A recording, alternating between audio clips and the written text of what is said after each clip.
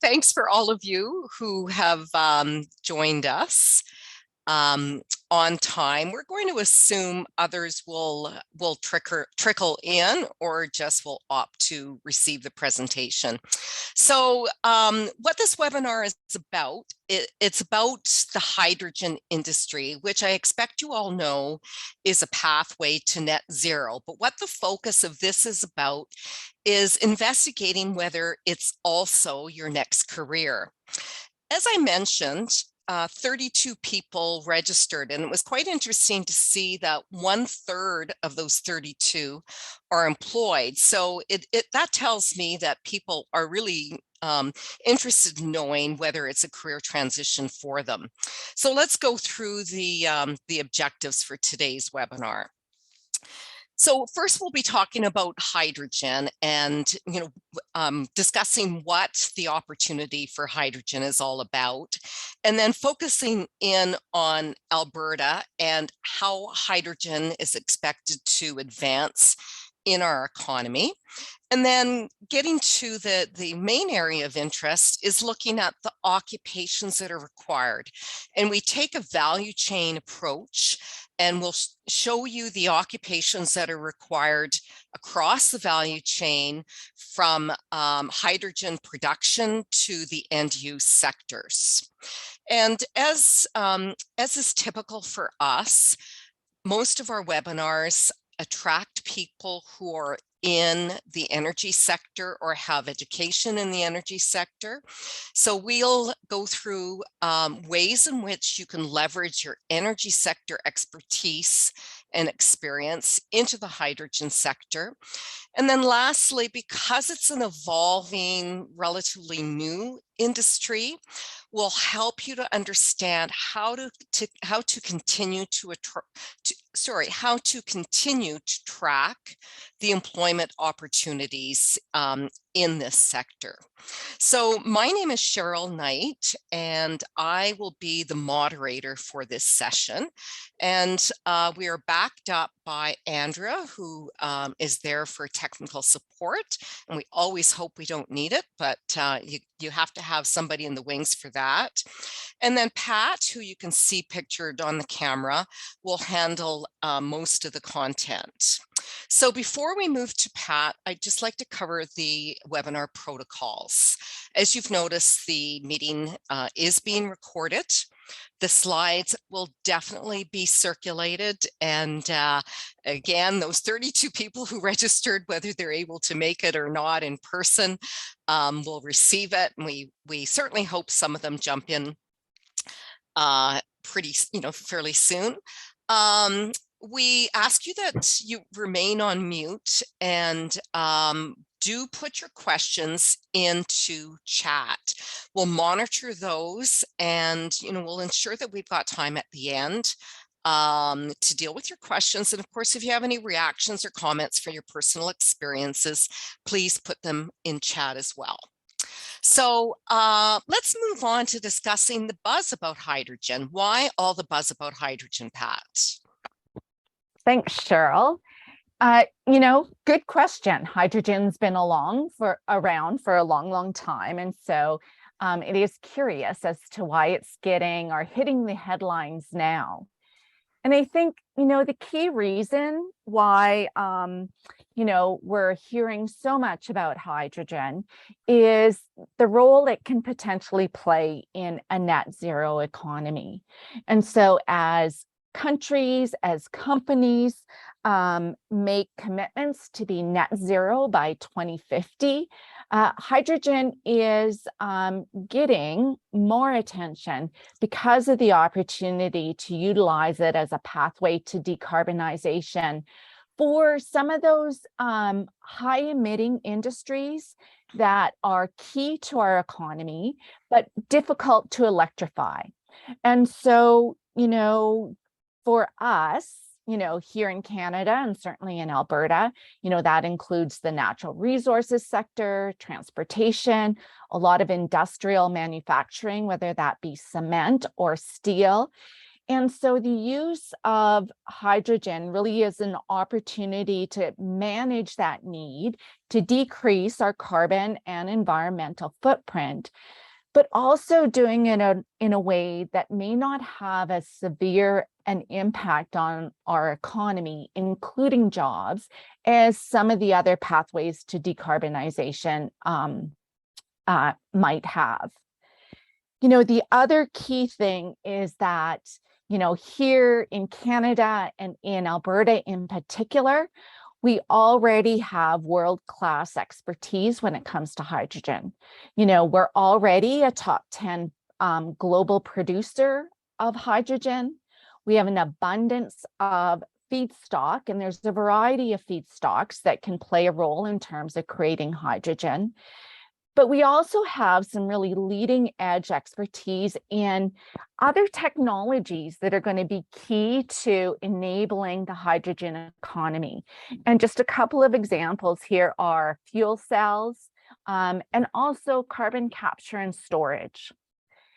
The other thing here that, kind of is creating such a focus on hydrogen is the export potential that we have.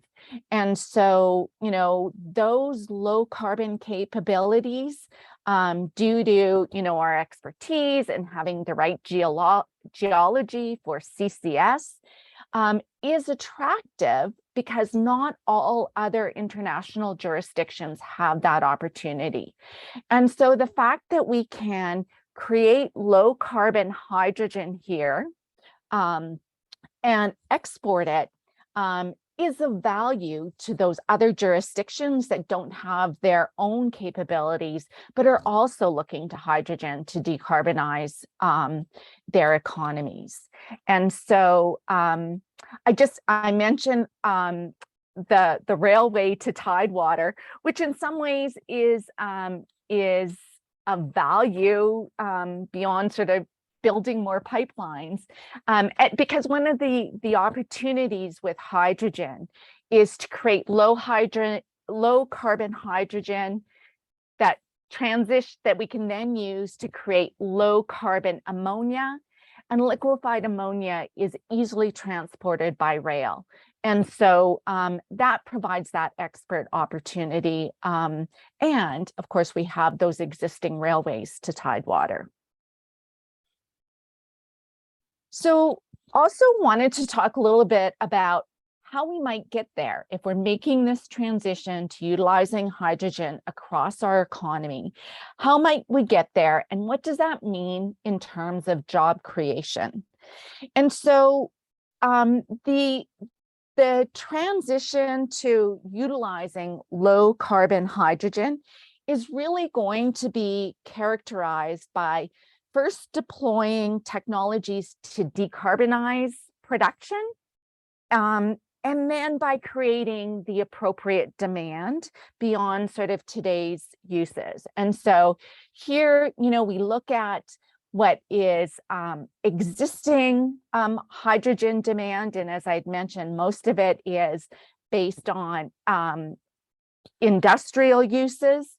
But really, if to take advantage of the full potential of hydrogen, we need to develop out sort of near-term demand opportunities, which really are on that transportation side of things. And then also looking at where is sort of new opportunities to use hydrogen. And we really see a lot of that in terms of some of the utilities related to heat and power. And so the other factor in terms of thinking about transition to low carbon hydrogen is ensuring that it's done in an affordable way. If it's not done affordably, it's not going to be acceptable, and it's really not going to be accepted as an alternative to existing energy sources or energy carriers. And so the deployment of technology that will utilize hydrogen on that demand side is really going to be defined by retrofitting and converting existing systems. We're going to see equipment and infrastructure that can accommodate fuel switching, co-combustion, blending, because we simply can't, there's no magical hydrogen switch where we can just switch, our existing energy system off to utilize a hydrogen system. We really need to strategically make that transition so that it remains affordable and accessible. The other interesting way in which hydrogen is going to be deployed here, across Canada, but specifically here in Alberta as well, is through what's being called hydrogen hubs. And what hydrogen hubs really are is an opportunity to leverage existing hydrogen supply and hydrogen and potential hydrogen demand. And so because there's such a significant challenge in advancing any new technology or expanding any technology in an affordable way, we're going to see the development of hubs where we can bring those supply and demand strengths together and really kind of build the connecting system or distribution system that will connect supply and demand. And so this is prevalent, not only here in Alberta or Canada, but really hydrogen hubs are being explored globally with this idea of where's the opportunity to scale something that's already existing or the potential is already there. So just to narrow down a little bit and talk specifically about hydrogen in Alberta, as mentioned, we already have an existing hydrogen industry, and a lot of it is used in terms of the industrial processes that are really key and core to our economy. So a lot of this is built around, obviously, the oil and gas industry, from petroleum refining to oil sands processing and upgrading, but also, in terms of our agriculture business, where we're looking at ammonia, which plays a role into fertilizer production and also petrochemicals.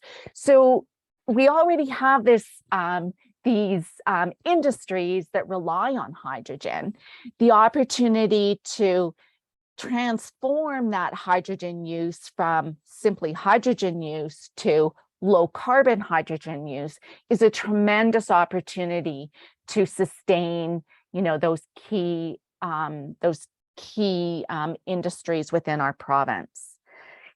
Some of the other things that really are indicators or demonstrate the commitment to, building out the hydrogen economy here in Alberta is, the government of Alberta's hydrogen roadmap, which really, spells out how hydrogen can be deployed here in Alberta, but also talking about, the commitment to putting that policy and regulation in place that is going to be key to creating certainty and attract investment. And then there's a whole variety of projects that have already been announced, some that are already under construction. And, true to other sort of topics we've covered in this transitioning energy system webinar series, the ones that are listed here are simply just to demonstrate sort of the robustness of the hubs and projects that have been announced for the province. And really, it's one of those sectors that is rapidly evolving. And so we always get caught trying to stay up to date, but it's near impossible when things are happening so quickly. And so, have provided you with some examples of projects that have been announced and some links to them so you can learn a little bit more about them. And of course, there's also been hubs hydrogen hubs announced for Edmonton, which is probably the most advanced hydrogen hub, but also for here in Calgary and in Southeast Alberta, sort of focused around the Medicine Hat area. The other really sort of cool thing that's happening here in Alberta related to hydrogen is the amount of innovation that's occurring to really advance technology and also advance demand. And so there's a broad range of, sort of pilot projects that are being implemented to advance demand in the trucking industry, in the rail industry.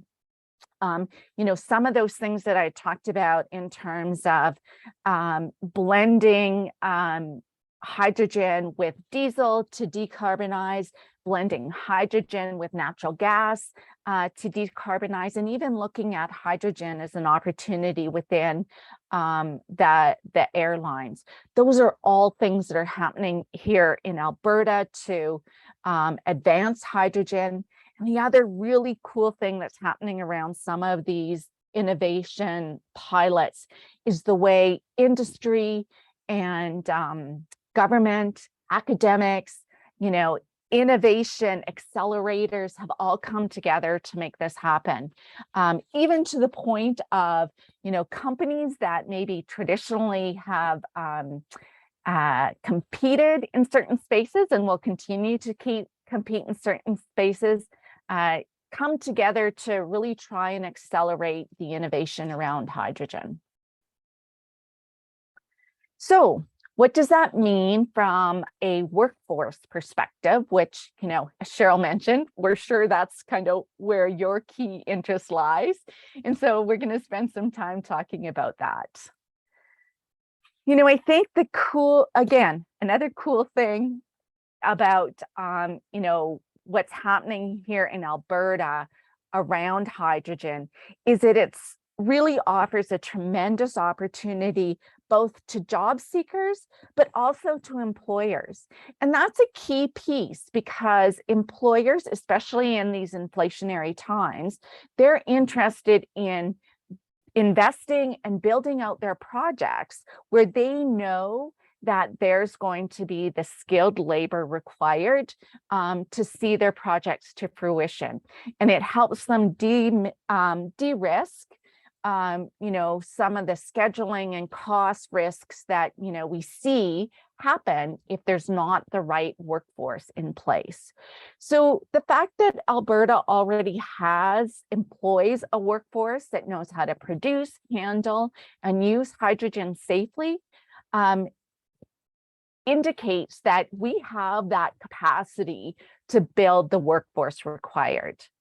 The other thing about, the hydrogen sector or developing the low carbon hydrogen economy is it's going to drive employment opportunities for a broad range of occupations.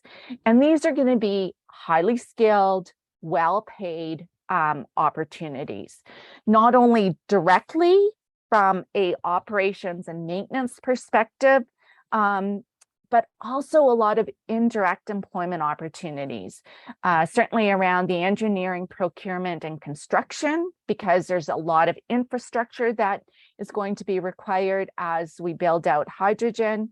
Manufacturing, it will also spur opportunities there, but also in terms of building, growing, or sustaining feedstock production, which for the most part tends to be, natural gas or the renewable energy sector. So again, lots of sort of envision lots of employment opportunities associated with hydrogen, which, quite frankly, in doing this work, not all sort of energy subsectors that are projected to be part of the energy system, the sustainable energy system we're transitioning to, offer the number and the broad range of employment opportunities that hydrogen does. The other key thing is it will help to sustain employment in those high emitting industries. So if we can help transportation, if we can help the oil and gas industry decarbonize and, help them address their net zero ambitions, that's going to sustain employment in those sectors as well. And again, not all of the other energy subsectors can do that. The other thing that's a tremendous opportunity is the fact that a lot of the core technical occupations and foundational skills required by hydrogen already exist here in the labor market. So that certainly is attractive to employers in that, the sort of system needed to deliver the skills is already in place. But from a job seeker's perspective, it really is another opportunity to build a resilient career in energy by adding some of the skills and knowledge required to address, some of the operational and maintenance things associated with hydrogen's unique properties and characteristics. And we'll get into this in a little bit, but it's not about going back to school and doing a second degree or getting a second diploma or a new trade.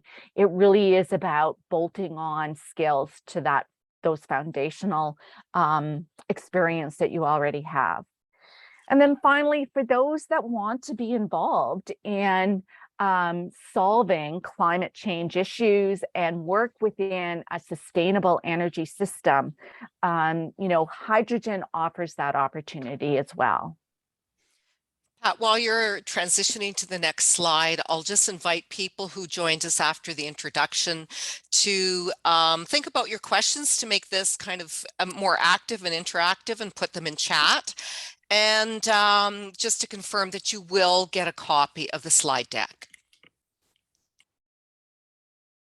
Perfect. Thank you. Because that's always our number one question. So we'll address that right up front. Will the recording be circulated? Yes. Okay. So, often get a question around, so what does the hydrogen workforce look like? And so here it is, really kind of rolled up. We'll share some resources that'll allow you to do the deep dive in terms of understanding the exact occupations. But here we have, sort of the job families across the value chain. So as, had presented earlier, the hydrogen economy is really made up of hydrogen supply, which is looking at production, and then the overall distribution and storage of hydrogen, building out those demand value chains or supply chains, whether it be transportation, fueling stations that are going to be required to support transportation using hydrogen, and then utilities, with a specific focus on heating and power. And then some of the other enabling value chains that are going to be required to really deploy hydrogen here in Alberta in particular, carbon capture and storage and manufacturing. And so when you think about that question around, so what does the hydrogen workforce look like? It looks a lot like the existing energy workforce here in Alberta. It just obviously is, again, adding on some of those additional knowledge and skills required to deal specifically with hydrogen. But, when we're talking about, the transportation of liquid or gas fuels or compression or processing or underground storage, again, there's a lot of similarities, a lot of expertise to leverage here, both from, again, industry's perspective, but also for those of you that are exploring what might be that next career move, or what might be the opportunity to build a resilient career here by expanding the number of energy sources or that you could work in. The other really kind of interesting thing about the types of occupations that the hydrogen economy is going to require are those kinds of occupations that really develop the ecosystem that is going to help accelerate the adoption of hydrogen within our broader energy ecosystem. And so these are, this lists some of the kinds of occupations that we see being really having a positive impact on achieving the desired pace of change. And so just to highlight a few of these, obviously the business and commercial development occupations are going to help create market pull for hydrogen. When we look at ESG kinds of roles, for one thing, there's the investor community, the public community. It's no longer okay to say, oh, we're going to do this and it's going to help the environment.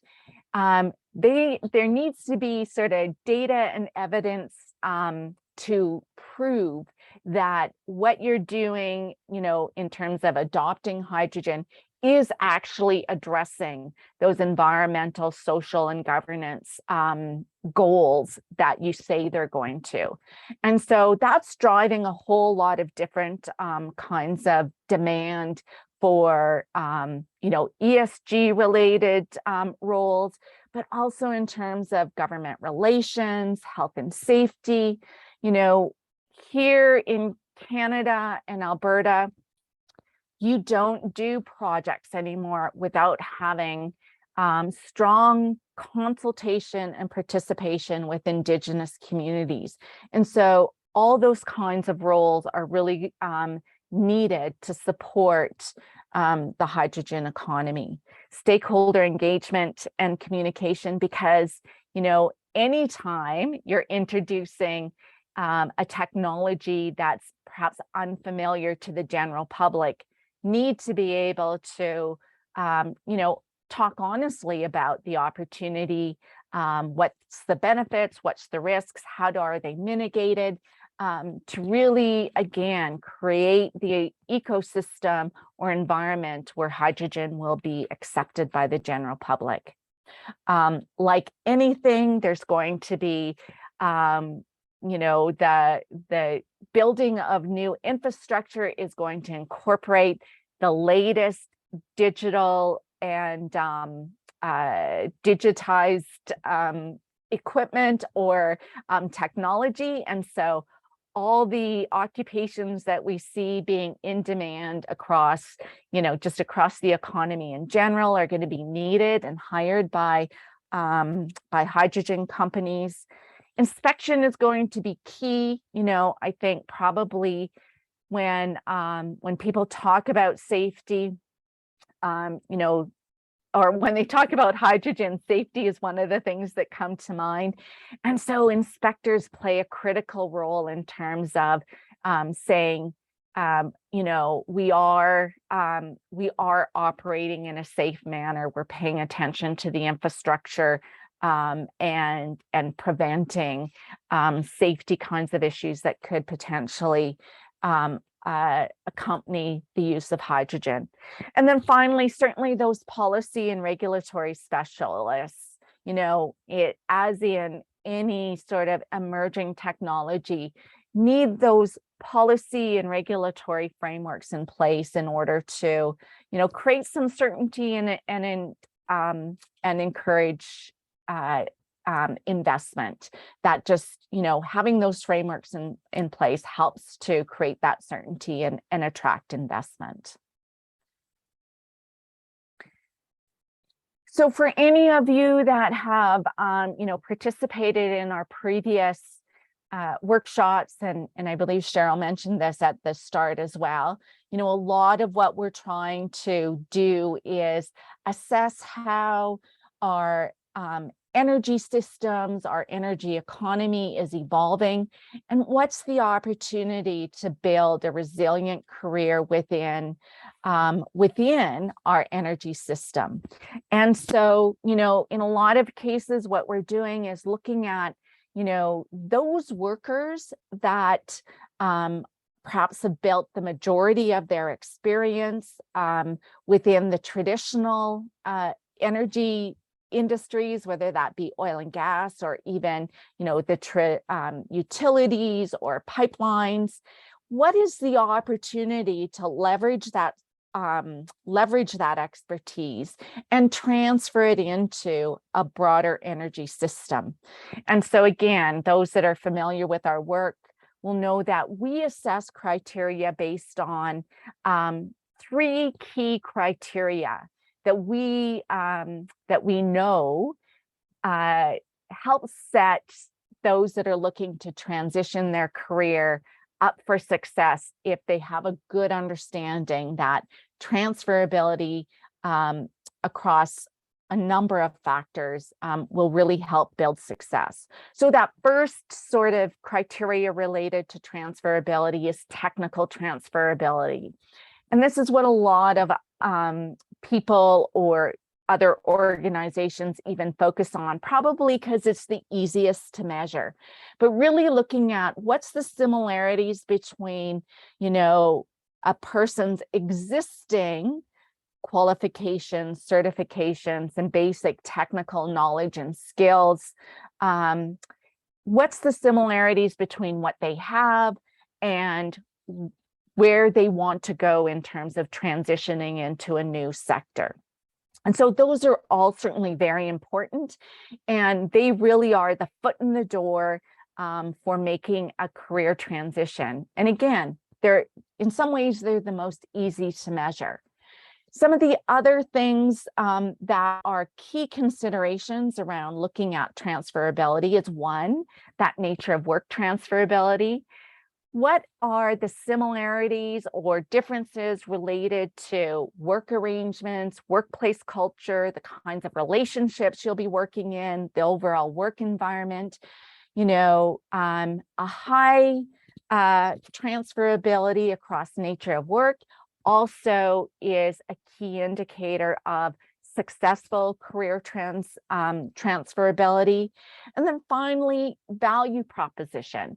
What's the likelihood of you accepting an employment offer and being happy in that employment situation based on things like total compensation, the location of work, what might be the career development opportunities, and is there alignment between your values and the values of the industry or the company you're considering an employment opportunity in? And so, like you said, this is a bit of a unique way of looking at transferability. Technical transferability gets your foot in the door. Nature of work transferability and value proposition typically means you're going to stay. So let's look at our assessment of the transferability between oil and gas, our traditional sort of energy industry, or what we think is more traditional industry. And I'll say, top here, we don't believe the oil and gas industry is going to go anywhere, but it is going to change. And so, that might be a consideration for you in terms of thinking about your careers. And so when we're looking at, the transferability between oil and gas and that hydrogen value chain, as you can see here, we see a lot of really high levels of transferability across all 3 criteria, both technical, nature of work, and value proposition. And so let's talk first a little bit about technical. And really, I think what you see in terms of how the hydrogen sector works, it too, like the oil and gas industry, and in particular, the natural gas industry, it will require processing, compressing gas. It is all about safe handling of a gas or liquid fuel, pipeline transmission. It's pipeline, significant mainline transmission of hydrogen is a little bit further out because of some material compatibility kinds of things. But we already do have thousands of kilometers of pipeline, hydrogen pipeline transmission between supply and demand. That's going to grow. In a lot of cases, what we call, the pots and pans, the equipment required in the hydrogen sector, whether that be pressure vessels, valves, turbines, those are all very, very similar in terms of what already exists in the oil and gas industry. So a lot of opportunity for transferability on the technical side of things. Same with nature of work, when you're talking about processing, when you're talking about, transportation, when you're talking about working in the utilities, a lot of similarities from a nature of work perspective.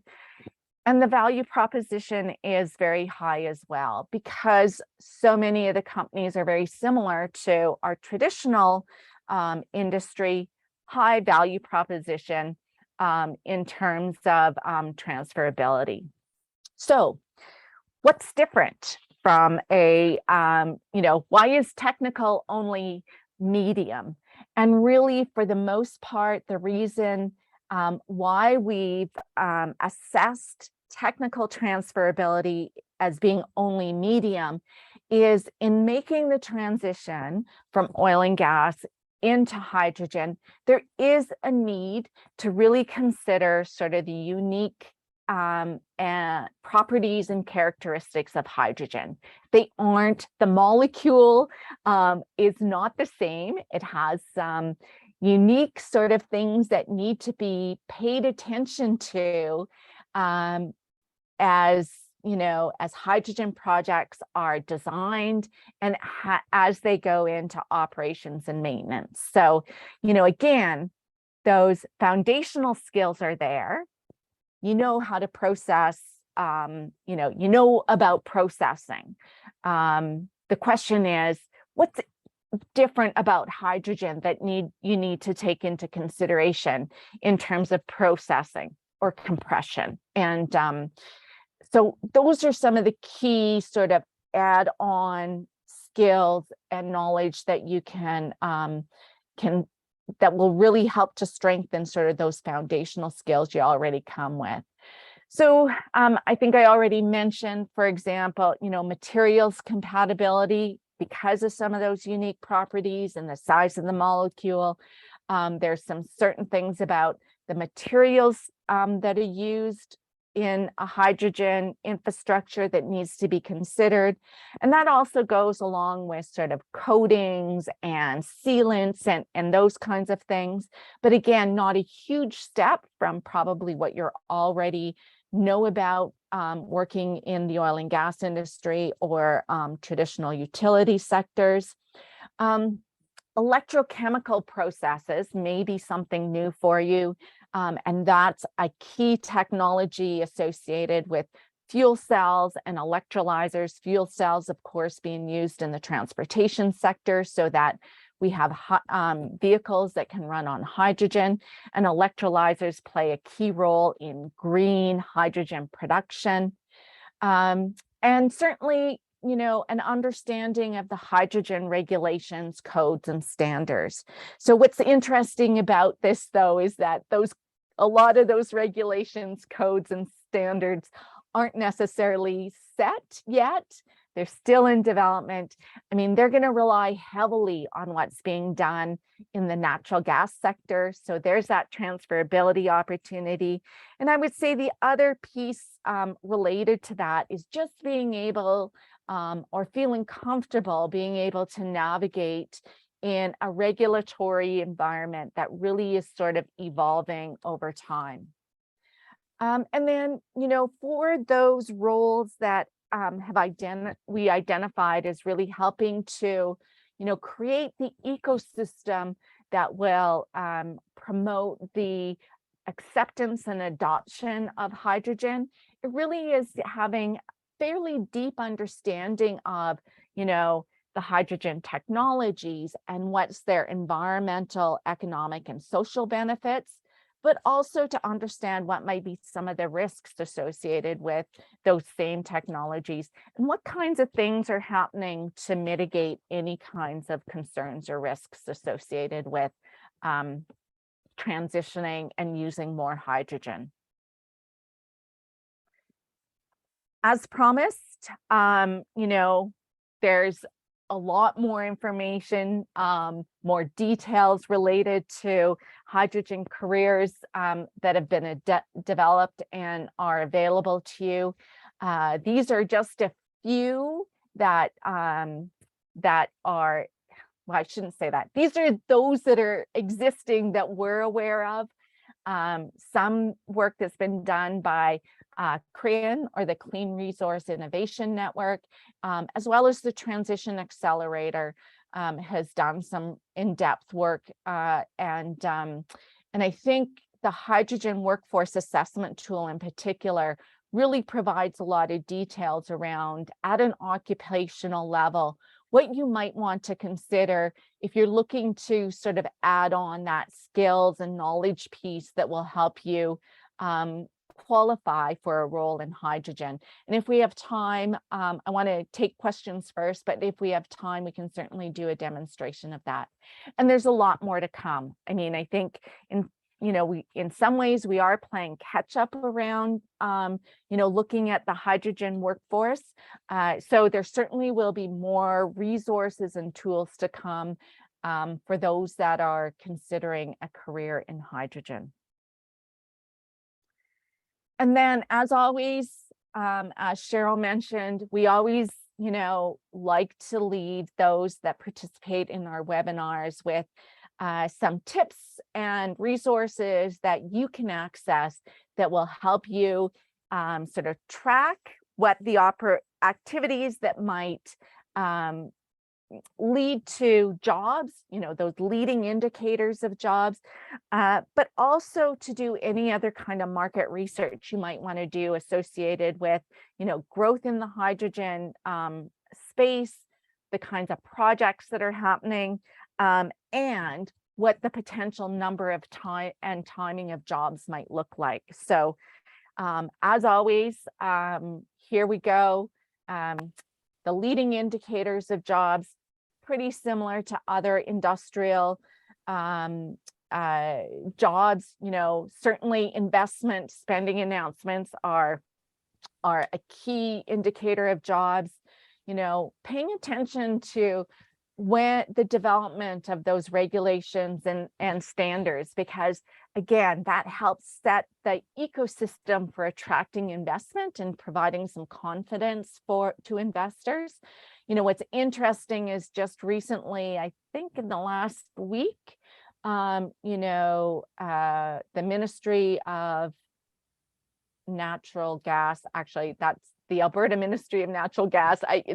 It's not exactly that. It's another name. Have come out and said that research shows that 15 to 20% hydrogen blended with natural gas is safe and usable in our pipelines and our appliances and all of that kind of stuff. So when announcements are made like that, it means that some of those blending projects, thinking about utilizing hydrogen to decarbonize natural gas, diesel, that will help be a catalyst for investment. Certainly incentive programs, and then again, just to pay attention to that whole life cycle value chain and where are the jobs and employers within that value chain, because that's where you're going to see the hiring happening. And then again, just a whole bunch of resources that we invite you to follow, to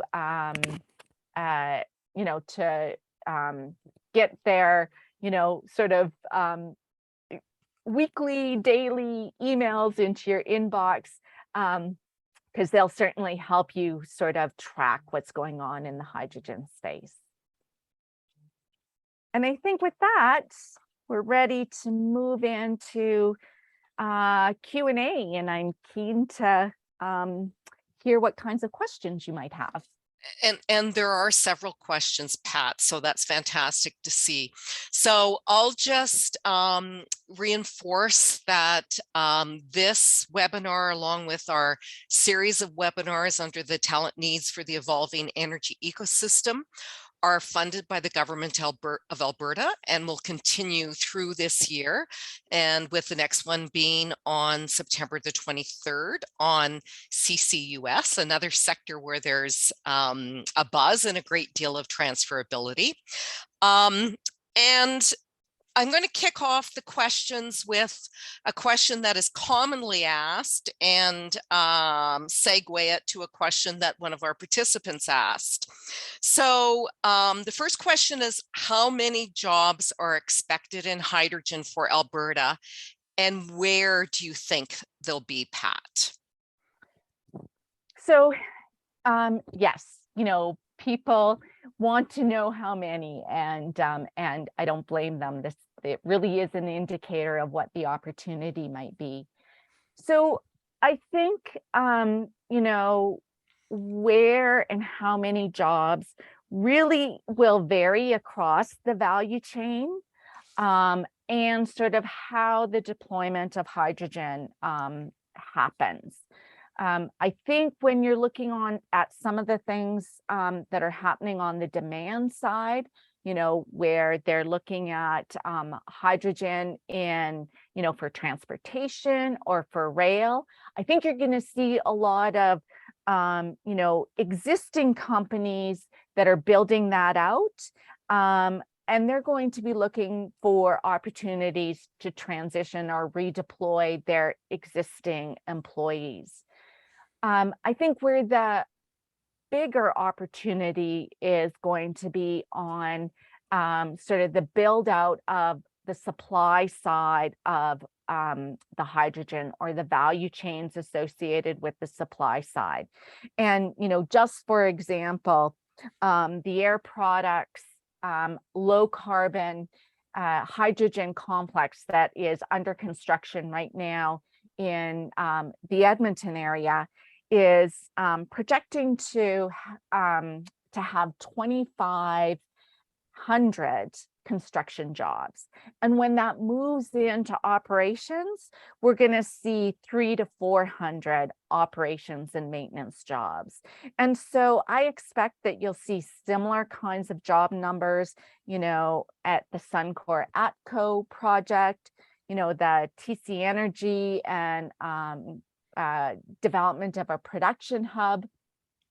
But truth is, the work to really kind of quantify the hydrogen workforce is underway.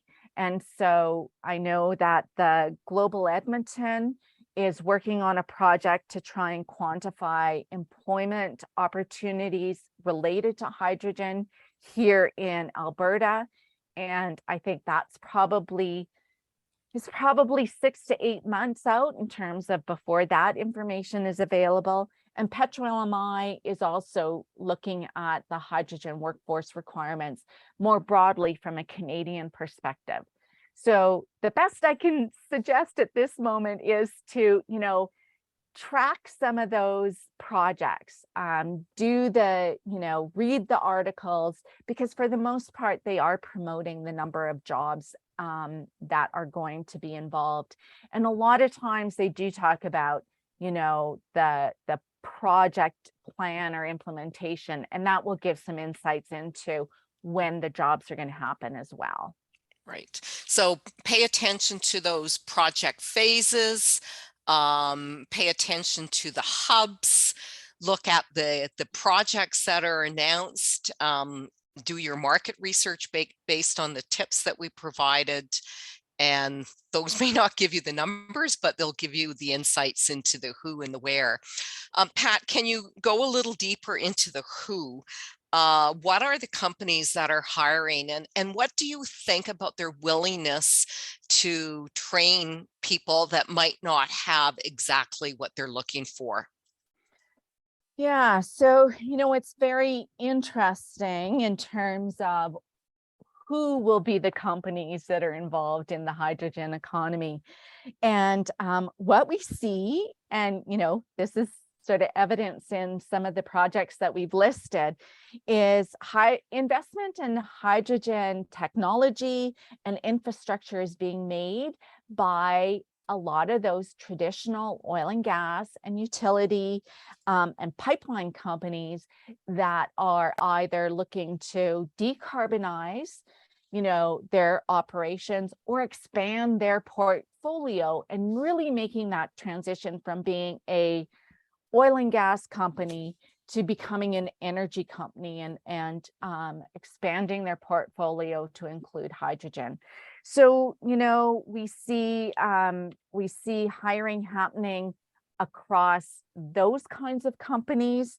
There's going to be companies that are new to hydrogen, not new to hydrogen, they've been doing hydrogen for a while, but probably new names to some of us because they've been part of that innovation cycle, and are now starting to deploy their technology. So, those are companies related to, say, the fueling stations, which are relatively new part of the economy. There's going to be companies that are in startup and in those innovation phase. And so those kinds of companies are also hiring. And, to answer your question related to, looking at hiring people and doing the training, despite the fact that we have a workforce that is used to working for hydrogen, most of those people are already employed within the companies that are using hydrogen as feedstock. And so companies know they have to look at what kinds of industries bring me, the company, those foundational skills and technology and culture of safety. Where are those people that I can bring into my company, and obviously have to do some training or provide them with their skills. For example, a company, H-Tech, which is one of the leading companies on building out and operating refueling stations, hydrogen refueling stations. I spoke with them, and they're getting a lot of people that have natural gas experience because there's such a technical nature of work, transferability. And so, yeah, it's, definitely see interest in bringing on people that, have related skills outside of hydrogen, because there's just simply not enough. Yeah. So what about, you've mentioned natural gas experience. What about somebody that comes from the power generation, transmission and distribution world? Do you see a fit for them in the hydrogen sector?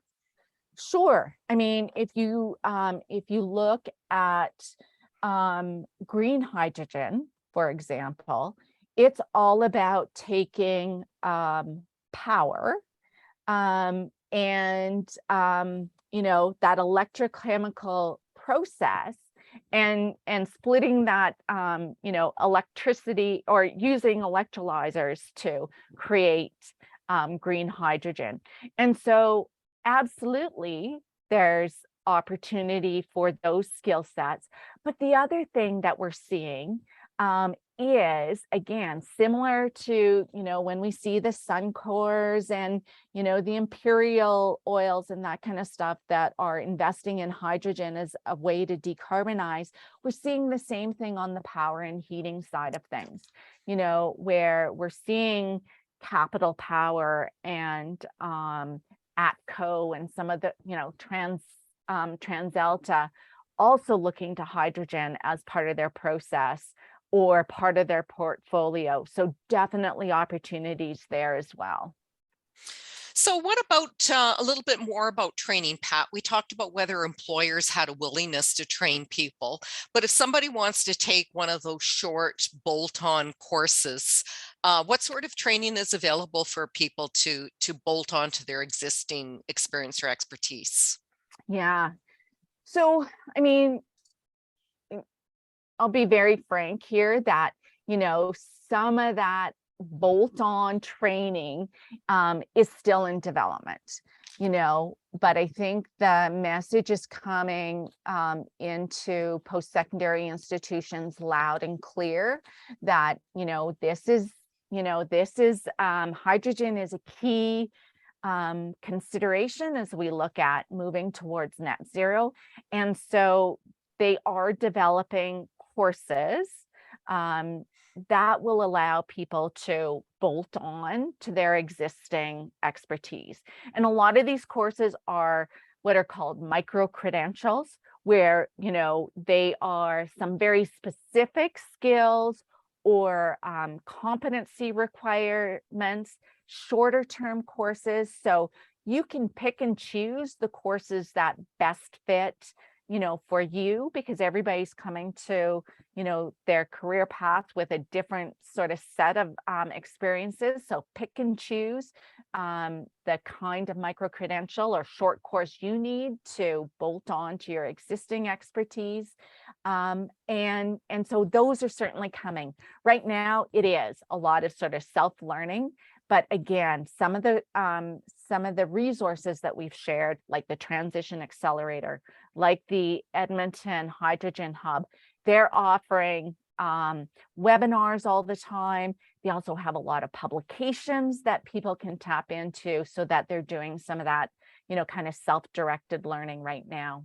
I will say one other thing about micro-credentials is, you know, some of the trainers that are offering micro-credentials aren't necessarily some of the traditional places that you're thinking about. Right. So, you know, for example, JWN Energy is starting to do micro credentials. Certainly some of the other training providers, or even, you know, some of the professional associations are doing micro credentials. And even within the post-secondary institutions, you know, these are not part of the regular sort of school of energy. You're going to find them in the continuing ed department. So it's also, you know, where to look for some of these courses. Yeah, more to come. I mean, and we're aware of some specific examples that we can't share of educational and training organizations that are developing courses as we speak. And somebody asked about how the government of Alberta is helping. And we've run out of time, but some of that training is being made available with provincial or federal support. So all governments are essentially interested in helping our economy to transition to net zero, and we're seeing a lot of investment in that area. So with that, I will thank you all for joining us. We're delighted that you could. We hope you join us for one or all of our upcoming webinars, and continue to track our activities through our newsletter and connect with us through LinkedIn. And look forward to seeing you next on September 23rd. Thanks very much.